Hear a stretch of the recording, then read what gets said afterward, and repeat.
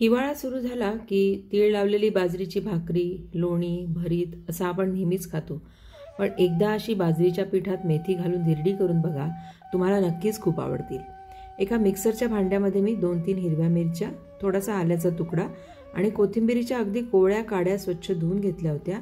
त्या कात्रीने अशा कापून घालते आहे. आपल्या आवडीप्रमाणे लसूण मी एक 7-8 पाकळ्या घेतलेल्या आहेत.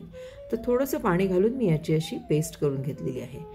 बाजरीचं पीठ आपल्याला लागणार आहे. तर मोठ्या वाटीनी 1.5 वाटी म्हणजे मेजरिंग कपनी 1.5 कप इतकं मी इथे बाजरीचं पीठ घेतलं आहे.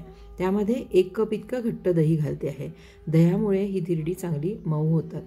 2 मोठे चमचे पांढरे तीळ घातले आहेत. 1 चमचाभर ओवा हातावर असा चोळून घालते आहे. हातावर चोळून ओवा घातला की त्याची चव जास्त छान लागते. 1 चिमूटभर हिंग घातला आहे. अर्धा चमचा हळद आणि अर्धा चमचा लाल तिखट घालते आहे, कारण ह्यात आपण हिरवी मिरची ही पेस्ट करून घालणार आहोत. 1 चमचा अख्खं जिरं घालते आहे. चवीप्रमाणे मीठ घालायचं आहे, पण थोडंसं मीठ जास्त घालते आहे, कारण ह्यात आपण नंतर मेथीही मिसळणार आहोत. आता हे सगळं एकत्र करून घ्यायचं आणि थोडं थोडं पाणी घालत आपण जसं धिरड्याचं पीठ भिजवतो त्याप्रमाणे हे पीठ आपल्याला भिजवून घ्यायचं आहे. 1 वाटीवर दही आपण आधी घातलं होतं. त्यानंतर साधारणपणे 1/4 वाटी इतकं पाणी मला या धिरड्याचं पीठ भिजवण्यासाठी लागलेलं आहे. सरभरीत असं पीठ आपण भिजवून घ्यायचं आहे आणि त्यानंतर हे पीठ झाकून आपण 15 मिनिट बाजूला ठेवून द्यायचं आहे.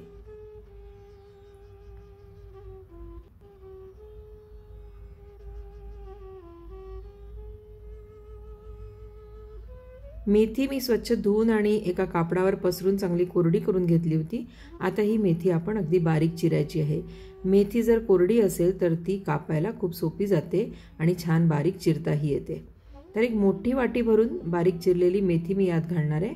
कुठल्याही भाज्या यामध्ये आपण घालू शकतो. गाजर, कांदा, कोथिंबीर, बारीक चिरलेली पानकोबी अशी कुठलीही भाजी आपण यात घालू शकतो. आपण वाटून घेतलेला मसाला 1 चमचाभर घालते आहे आणि आता हे सगळं आपण छान एकत्र करून घ्यायचं आहे. अर्धा चमचा इनो घालून त्यावर अर्धा चमचा पाणी घालायचं आणि हे सगळं एकत्र करून घ्यायचं. गॅसवरती मी नॉनस्टिक पॅन गरम करायला ठेवलेला आहे. इनो मिसळलं की ताबडतोब आपण ही धिरडी करायला घेणार आहोत. नॉनस्टिक पॅनमध्ये थोडंसं तेल घातलंय आणि त्यावर थोडेसे तीळ पसरून घेतले आहेत. आता त्यावरती आपल्या धिरड्याचं पीठ घालायचं आणि ते असं हलकेच पसरवून घ्यायचं. फार जास्त जाड नाही आणि फार जास्त पातळ नाही अशी धिरडी आपण आज करणार आहोत. 2-3 मिनिट झाकून शिजवलं की त्याच्या कडा छान लाल व्हायला लागतात. त्यावेळी आपण हे उलटवून घ्यायचं आहे. इनोमुळे बघा किती सुंदर जाळीदार धिरडी आपली झालेली आहेत. बाजरीचं पीठ आणि मेथी हे दोन्ही घालून केलेली ही पौष्टिक धिरडी तुम्हाला कशी वाटली ते मला जरूर सांगा. सकाळच्या नाश्त्याला किंवा सुट्टीच्या दिवशी ब्रंचला किंवा अगदी रात्रीच्या जेवणासाठी सुद्धा हा एक उत्तम पर्याय आहे. याला जोडीला फक्त दही असलं तरी खूप मस्त लागतं किंवा आपल्या आवडीप्रमाणे कुठलीही चटणी आपण याबरोबर घेऊ शकतो.